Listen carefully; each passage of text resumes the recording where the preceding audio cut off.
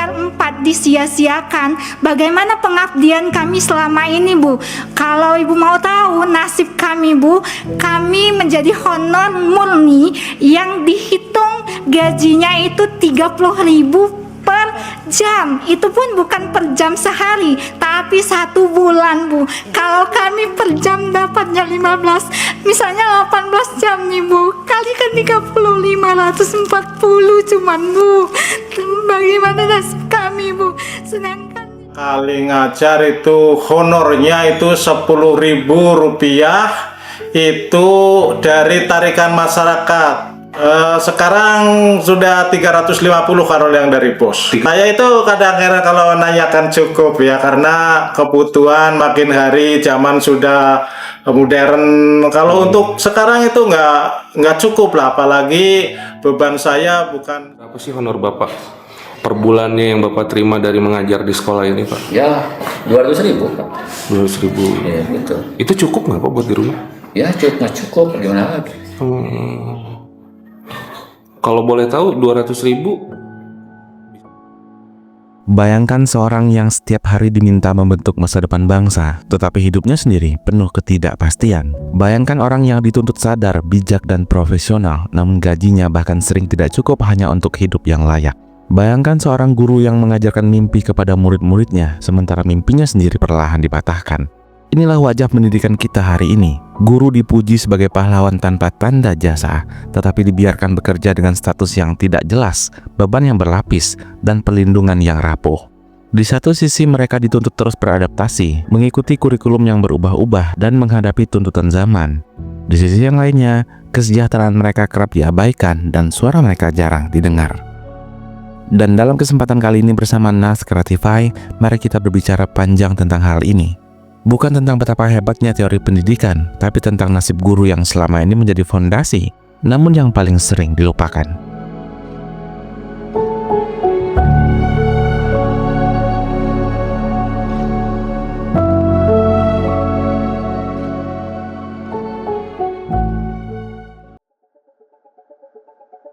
Pada dekade 1950 hingga 1960-an, Indonesia memposisikan diri sebagai abang bangsa Melayu yang merdeka lebih awal. Setelah Malaya yang sekarang Malaysia merdeka pada tahun 1957, Indonesia berperan membantu mengembangkan pendidikannya. Dalam perjanjian persahabatan Indonesia-Malaysia pada tahun 1959, bahkan tercantum bahwa Tanah Melayu akan memperoleh sebilangan guru terlatih dari Indonesia untuk mengajar di sekolah-sekolah menengah di Tanah Melayu.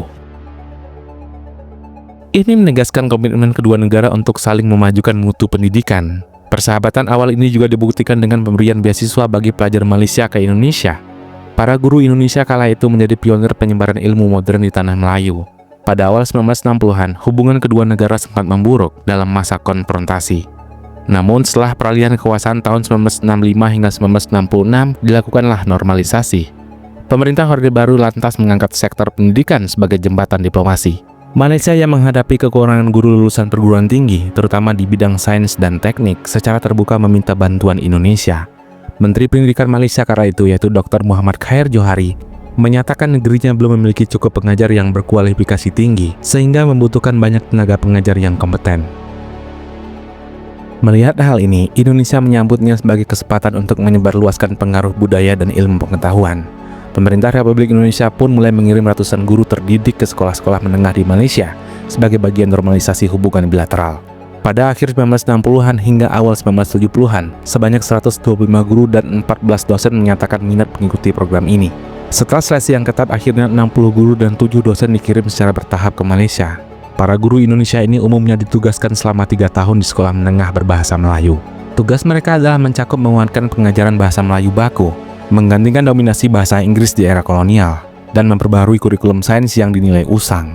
Sebagian guru juga terlibat dalam perumusan kurikulum nasional baru. Keberhasilan mereka menciptakan masa tugas yang terstruktur dan terjadwal, yang menunjukkan kualitas tinggi guru kita pada masa itu. Sebagai duta ilmu kala itu, banyak guru Indonesia yang dikenang oleh murid-muridnya di Malaysia.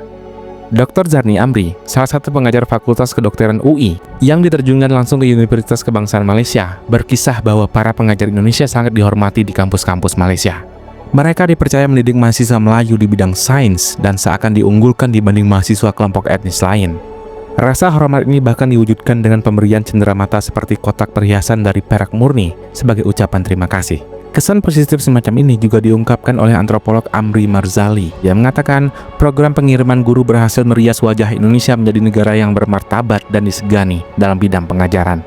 Lewat guru-guru ini, citra Indonesia di mata tetangga menjadi lebih terhormat, menegaskan peran Indonesia tidak hanya sebagai negara besar secara teritorial, tapi juga pengisi kemerdekaan Asia Afrika di bidang pendidikan. Diplomasi pendidikan berlanjut pula sebagai pertukaran pelajar dan kerjasama kultural lainnya. Hubungan Indonesia-Malaysia di era itu juga memperkuat persatuan bahasa Melayu Indonesia. Misalnya, tim penjajakan bahasa dibentuk untuk menyatukan ejaan yang berpuncak di Deklarasi Ejaan 1972. Selain Malaysia, semangat solidaritas guru Indonesia tercermin pula ke dalam bantuan pendidikan ke negara-negara sahabat. Contohnya, pengiriman guru dan beasiswa pendidikan ke negara-negara Asia Tenggara dan Afrika yang merupakan bagian dari gerakan solidaritas Asia Afrika yang turut dilakukan meski dalam skala yang lebih kecil. Komunitas guru Indonesia di luar negeri seperti Sabah, Kinabalu, dan beberapa sekolah Indonesia di luar negeri tumbuh dari warisan semangat tersebut, melayani pendidikan anak-anak migran Indonesia dan menguatkan bahasa Indonesia di perantauan. Kini situasi itu telah berubah drastis. Dulu kita mengekspor guru ke negeri tetangga, sekarang justru Malaysia mengundang mahasiswa Indonesia belajar di sana. Kualitas pendidikan Malaysia terus meningkat sehingga peran guru Indonesia mulai berkurang sejak era 1980-an. Sebuah kajian menyebutkan bahwa sangat kontras capaian lalu dan kini sangat mengejutkan. Bahkan kualitas guru kita di era 4.0 ini sangat miris sekali. Bahkan sekarang guru-guru kita sangat memungkinkan akan tertinggal dari negara yang bahkan pernah kita jajah.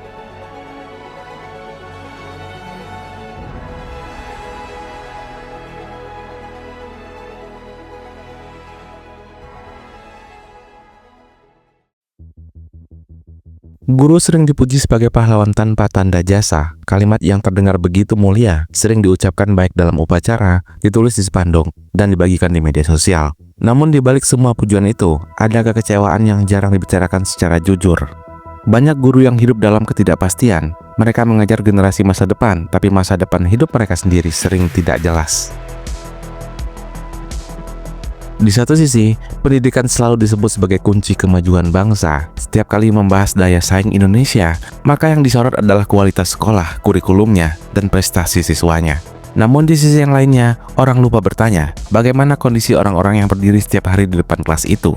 Bagaimana mungkin kita berharap pendidikan kelas dunia jika guru yang mengajarkannya harus memikirkan apakah gaji bulan ini cukup untuk membayar kebutuhan rumah tangga mereka? Kesejahteraan guru bukan sekadar soal angka di slip gaji, ia berkaitan langsung dengan kualitas pendidikan.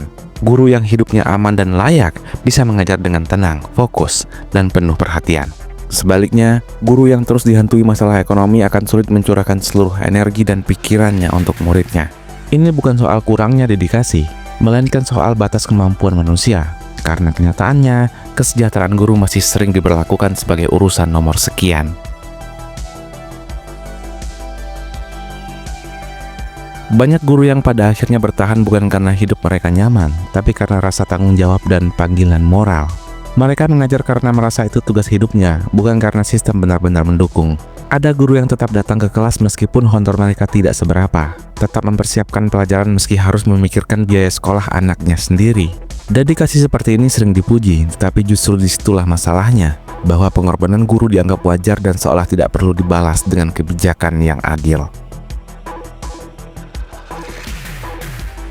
Ini adalah paradoks besar profesi guru di Indonesia. Negara menuntut guru untuk profesional, kreatif, dan terus berinovasi. Guru diminta mengikuti pelatihan, menyesuaikan diri dengan kurikulum baru, memanfaatkan teknologi, dan membentuk karakter murid. Namun pada saat yang sama, kehidupan profesional mereka sendiri tidak sepenuhnya dijamin. Situasi ini membuat profesi guru berada dalam posisi yang tidak adil. Mereka dituntut bekerja seperti profesional penuh, tetapi diperlakukan seolah tenaga sukarela. Kebijakan pendidikan boleh saja terus berganti nama dari konsep dan targetnya, tetapi guru tetap manusia biasa yang punya kebutuhan hidup. Mereka butuh rasa aman, penghasilan yang layak, dan penghargaan yang nyata, bukan sekadar slogan. Selama guru masih dipandang hanya sebagai alat pelaksana kebijakan, bukan sebagai manusia yang perlu dijaga martabat dan kesejahteraannya, sulit berharap pendidikan kita benar-benar maju. Pendidikan yang baik tidak lahir dari sistem yang menekankan orang-orang di dalamnya. Ia tumbuh dari guru yang dihargai, dilindungi, dan diberi ruang untuk hidup yang layak. Tanpa itu, tuntutan besar pada pendidikan hanya akan menjadi beban yang terus dipikul oleh guru sendirian.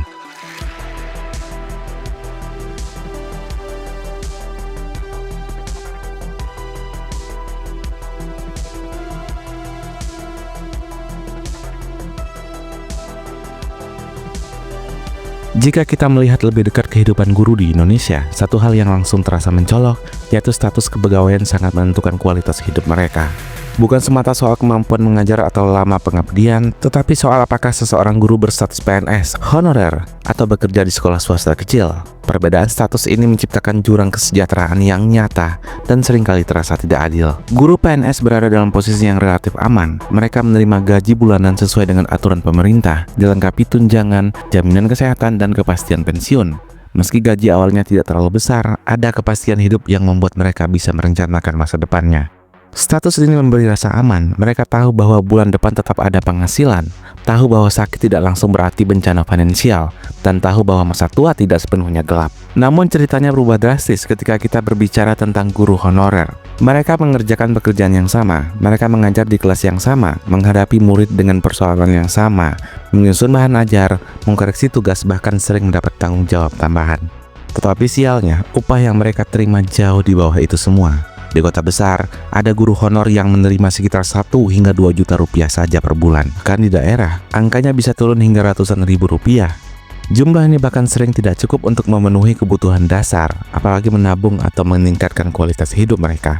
Lebih dari itu, para guru honor hidup tanpa kepastian. Kontrak kerja bisa diputus kapan saja, tidak ada jaminan pensiun. Banyak yang tidak mendapat jaminan kesehatan. Mereka bekerja dengan rasa cemas yang terus-menerus. Takut kontrak tidak diperpanjang, takut sekolah kekurangan anggaran, atau takut digantikan sewaktu-waktu. Ironisnya, kondisi ini sering dialami oleh orang-orang yang seharusnya bekerja dengan ketenangan dan fokus penuh demi mendidik anak-anak bangsa.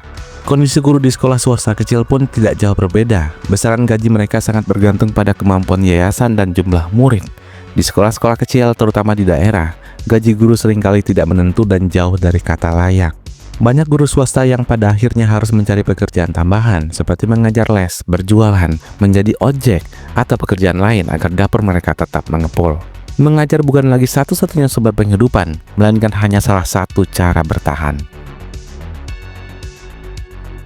Ini adalah kenyataan yang begitu pahitnya. Banyak guru mengajar sambil memikirkan cara bertahan hidup. Energi yang seharusnya digunakan untuk meningkatkan kualitas pembelajaran justru habis untuk memikirkan kebutuhan sehari-hari. Bukan karena guru tidak profesional, tapi karena sistem memaksa mereka berada dalam kondisi yang tidak manusiawi itu. Paradoksnya begitu jelas, negara menuntut guru untuk tampil profesional, disiplin, kreatif, dan terus meningkatkan kompetensinya. Namun di saat yang sama, kehidupan profesional mereka tidak dijamin. Guru diminta fokus mendidik, tapi dipaksa memecah fokus demi mencari tambahan penghasilan. Dalam situasi yang seperti ini, potensi guru berprestasi seringkali terhambat, bukan karena kurang kemampuan, tapi karena kondisi ekonomi yang menekan. Jika kita jujur melihat kenyataan ini, masalah pendidikan Indonesia bukan soal semata kurikulum atau metode belajarnya. Masalah sebenarnya adalah pada cara kita memperlakukan guru. Selama perbedaan kesejahteraan ini dibiarkan terlalu jauh, selama pengabdian guru dibalas dengan ketidakpastian, maka sulit sekali berharap bahwa pendidikan bisa benar-benar maju. Sebab pendidikan yang kuat tidak mungkin berdiri di atas kehidupan guru yang rapuh. Selama 23 tahun mengabdi, Tatang menerima honor 150.000.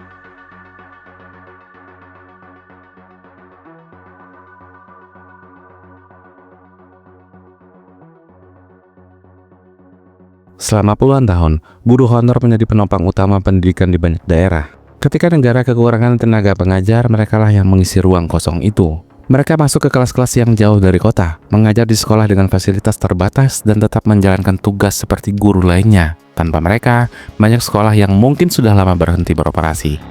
Namun di balik peran penting itu, posisi mereka justru berada di tempat yang paling rapuh. Mereka bekerja dengan dedikasi yang tinggi, tapi dibayar dengan upah rendah dan status kerja yang tidak jelas. Banyak dari mereka yang mengajar bertahun-tahun tanpa kepastian, tidak tahu sampai kapan bisa bertahan, tidak tahu apakah pengabdian panjang mereka akan dihargai negara.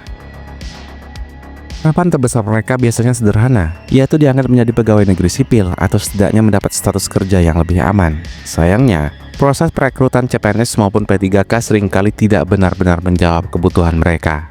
Jalur seleksi yang panjang, kuota terbatas, dan persyaratan yang berubah-ubah membuat banyak guru honor merasa tertinggal oleh sistem yang seharusnya melindungi mereka.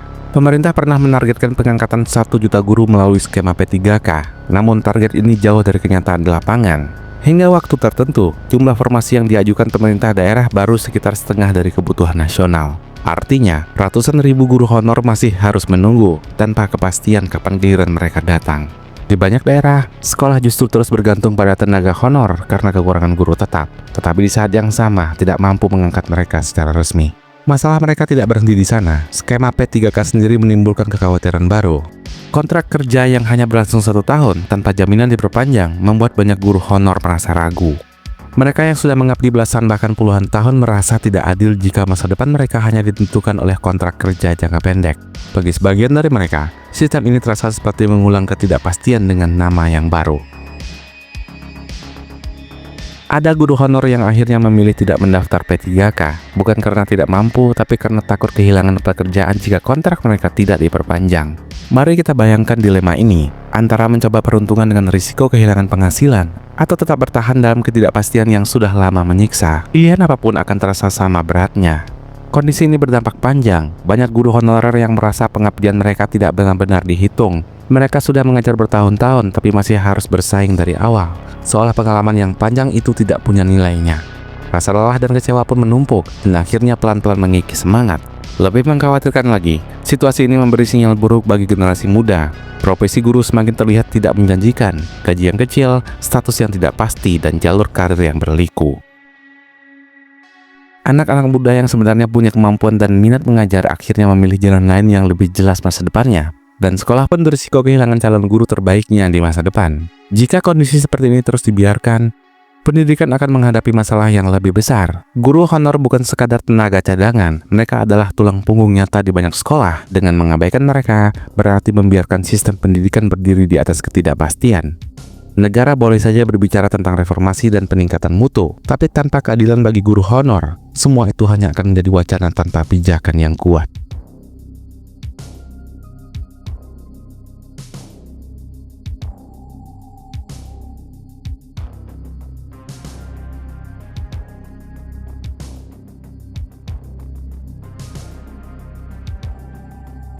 Dalam dunia pendidikan Indonesia, pergantian kurikulum sudah menjadi cerita yang berulang. Hampir setiap pergantian menteri atau arah kebijakan, kurikulum ikut berubah. Alasannya adalah menyelesaikan zaman, mengejar ketertinggalan, atau memperbaiki sistem yang dianggap kurang efektif. Namun di lapangan, perubahan yang terlalu sering justru menimbulkan masalah baru, terutama bagi guru. Dalam kurun waktu sekitar 10 tahun terakhir, guru sudah berkali-kali diminta beradaptasi. Mulai dari kurikulum KTSP, berganti ke kurikulum 2013, lalu kurikulum darurat saat pandemi, hingga kini kurikulum merdeka yang penerapannya pun belum merata. Setiap kurikulum datang dengan istilah baru, pendekatan baru, dan cara penilaian yang berbeda. Bagi guru, ini bukan sekadar mengganti buku pegangan, tapi mengubah cara mengajar dari dasar. Masalahnya, setiap perubahan sekolah dimulai dari nol kembali. Guru harus belajar lagi, menyesuaikan lagi, dan memahami lagi arah kebijakan yang baru. Sayangnya, proses ini jarang disertai persiapan yang memadai. Pelatihan sering datang terlambat, singkat, atau hanya bersifat formal. Di banyak daerah, terutama wilayah terpencil, fasilitas pendukung bahkan belum siap. Ada guru yang diminta menerapkan kurikulum berbasis digital, sementara akses internet masih terbatas atau perangkat belajar tidak tersedia. Akibatnya, guru pun sering kebingungan. Bukan karena tidak mau berubah, tapi karena perubahan itu datang terlalu cepat tanpa bekal yang cukup.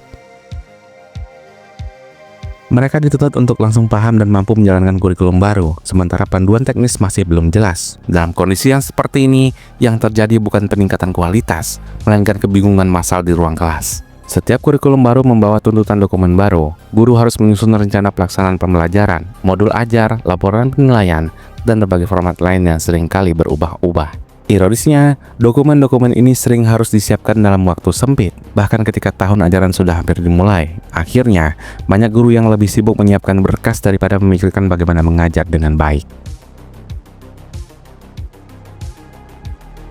Di saat yang sama, target pendidikan tetap tinggi. Guru tetap dituntut mencapai standar tertentu, nilai murid harus baik dan hasil belajar harus terlihat, namun aturan mainnya terus berubah. Guru diminta lincah menyesuaikan diri, tetapi tidak diberi cukup waktu dan ruang untuk benar-benar memahami arah kebijakan. Dalam kondisi ini, guru bukan ditempatkan sebagai mitra yang diajak merancang pendidikan, melainkan hanya sebagai pelaksana yang harus patuh dan cepat beradaptasi. Situasi ini membuat banyak guru merasa lelah. Mereka bisa menolak perubahan, tetapi menginginkan perubahan yang masuk akal. Perubahan yang disiapkan dengan matang, disosialisasikan dengan jelas, dan memberi waktu adaptasi yang wajar. Karena tanpa itu, kurikulum yang seharusnya membantu justru menjadi beban. Jika tujuan pendidikan adalah meningkatkan kualitas belajar murid, maka kurikulum seharusnya memudahkan guru, bukan membuat mereka kewalahan. Selama perubahan terus dilakukan tanpa perhitungan kesiapan di lapangan, maka guru akan terus berlari mengejar kebijakan. Dan selama itu pula, proses belajar di kelas akan selalu tertinggal satu langkah di belakang.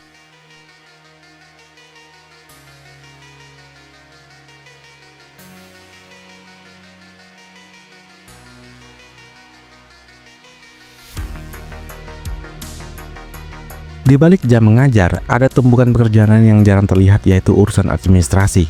Tugas-tugas inilah yang diam-diam menyedot waktu, tenaga, dan perhatian guru, yang seringkali jauh lebih banyak daripada kegiatan mengajar itu sendiri. Setiap kebijakan pendidikan hampir selalu datang bersama berkas guru. Guru diminta menyusun rencana pembelajaran, membuat laporan penilaian, mengisi berbagai formulir, hingga memperbaharui data sistem digital sekolah. Pada kurikulum 2013 misalnya, rencana pembelajaran bisa mencapai puluhan halaman untuk satu mata pelajaran. Belakangan, memang disederhanakan menjadi satu lembar.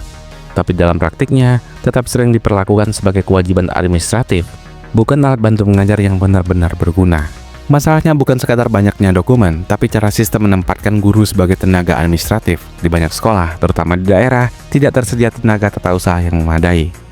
Akibatnya, guru harus menangkap banyak peran, mulai dari mengajar di kelas, mengurus data pokok pendidikan, mengelola laporan dana sekolah, hingga memastikan semua dokumen siap untuk diperiksa. Waktu yang seharusnya dipakai untuk mempersiapkan materi atau mendampingi murid justru habis di depan layar komputer. Beban ini sering memaksa guru bekerja di luar jam sekolah. Tidak sedikit guru yang membawa pulang pekerjaan administrasi dan mengerjakannya hingga larut malam. Ada yang mengorbankan waktu istirahat. Ada pula yang harus membagi perhatian antara tugas sekolah dan keluarga. Semua ini dilakukan demi mengejar tenggat laporan yang tidak bisa ditunda. Dalam kondisi yang seperti itu, wajar jika energi guru terkuras sebelum mereka kembali ke kelas keesokan harinya. Dampak langsung terasa pada proses belajar. Guru menjadi kelelahan, kreativitas menurun, dan ruang untuk berinovasi semakin sempit. Padahal di atas kertas, reformasi pendidikan mendorong pembelajaran yang kreatif dan menyenangkan. Ironisnya di lapangan, guru justru terjebak dalam rutinitas administrasi yang kaku. Inovasi yang diharapkan sering kalah oleh tuntutan kelengkapan dokumen.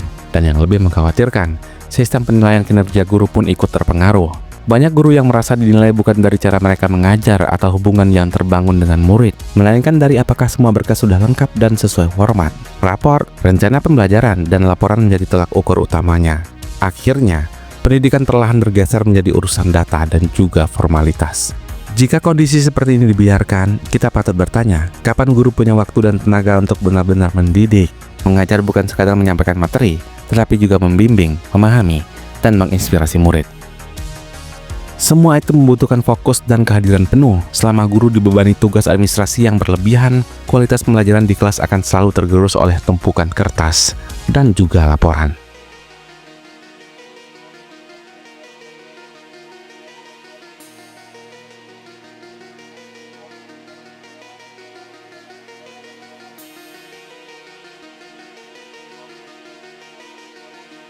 Niat untuk melindungi anak tentu hal yang baik. Negara membuat aturan agar murid aman dari kekerasan, perundungan, dan perlakuan yang merugikan. Namun dalam praktiknya, aturan ini sering berjalan tidak seimbang. Perlindungan terhadap murid semakin kuat, sementara perlindungan terhadap guru justru terasa lebih lemah. Dan akibatnya, banyak guru yang merasa berada di posisi serba salah. Di ruang kelas, guru tidak hanya mengajar pelajaran, mereka juga bertugas menanamkan sikap, disiplin, dan juga tanggung jawab.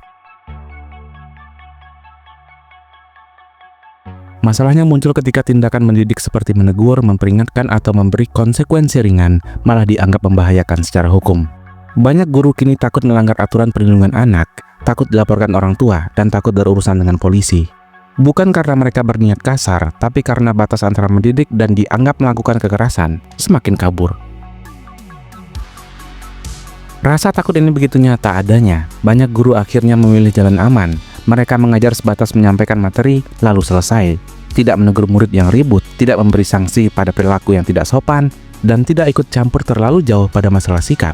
Bukan karena tidak peduli, tapi karena risikonya terlalu besar. Karena bagi mereka, satu laporan saja bisa menghancurkan karir mereka dan juga kehidupannya.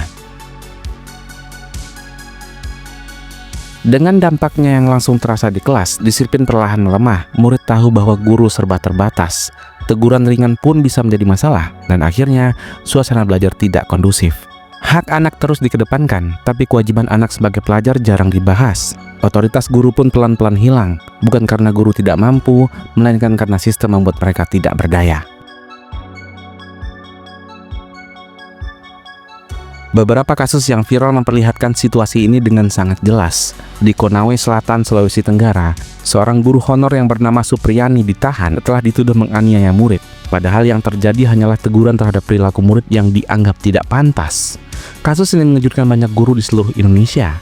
Jika menegur saja bisa berujung penahanan, lalu apa yang tersisa dari peran guru?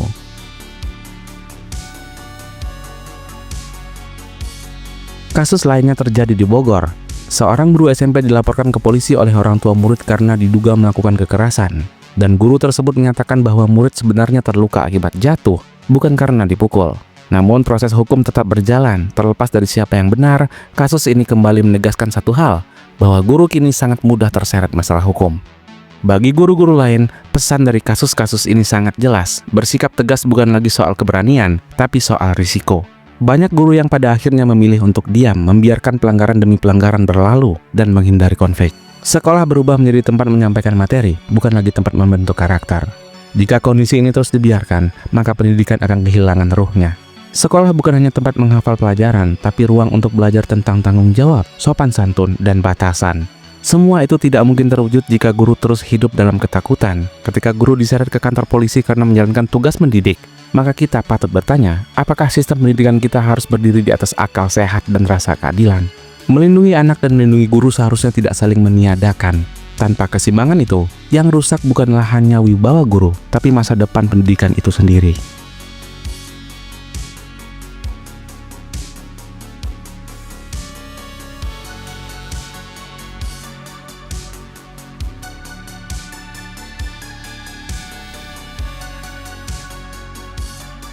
Guru adalah fondasi utama pendidikan. Merekalah yang menerjemahkan kebijakan menjadi pelajaran yang bisa dipahami murid. Merekalah yang menghadapi langsung beragam karakter siswa, terbatasan fasilitas, dan tekanan target pendidikan. Tanpa guru yang kuat dan dihargai, sebaik apapun kurikulum dan seindah apapun gedung sekolah tidak akan memberi hasil yang berarti. Sayangnya, berbagai upaya pembaharuan pendidikan sering gagal menyentuh persoalan mendasar ini. Reformasi datang dan pergi, tetapi posisi guru jarang benar-benar diperkuat. Guru lebih sering diperlakukan sebagai pelaksana kebijakan, bukan sebagai pihak yang diajak berpikir dan dilibatkan dalam pengambilan keputusan. Mereka diminta mengikuti perubahan, tapi jarang ditanya apakah perubahan itu masuk akal dan siap diterapkan di lapangan. Akibatnya banyak kebijakan yang terasa jauh dari realitas sekolah. Guru menyesuaikan diri bukan karena paham, tapi karena terpaksa. Martabat profesi pun perlahan tergerus, padahal guru bukan sekadar pekerja teknis, mereka adalah pendidik, pembimbing, dan penentu arah pelajaran di kelas. Mengabaikan peran ini sama saja melemahkan fondasi pendidikan itu sendiri. Pada titik inilah kita perlu berhenti sejenak dan merenung. Indonesia tidak kekurangan guru yang cerdas, berdedikasi dan tulus mengajar. Yang sering kurang justru keberanian bersama untuk membela mereka. Keberanian untuk mengatakan bahwa guru layak hidup dengan aman dan dihargai. Keberanian untuk memperjuangkan kebijakan yang adil, bukan sekadar target angka dan laporan. Jika guru terus dibiarkan hidup dalam ketidakpastian, soal penghasilan, status kerja, maupun perlindungan hukum, maka dampaknya tidak akan berhenti pada guru itu sendiri. Murid ikut terkena imbasnya. Anak-anak sulit belajar dengan nyaman jika guru mereka mengajar dalam tekanan dan kecemasan. Pendidikan yang baik menumbuhkan ketenangan, kepercayaan, dan hubungan yang sehat antara guru dan juga muridnya. Pada akhirnya, masa depan pendidikan tidak ditentukan oleh seberapa sering kita mengganti kurikulum, tapi oleh seberapa serius kita menjaga orang-orang yang menjalankannya.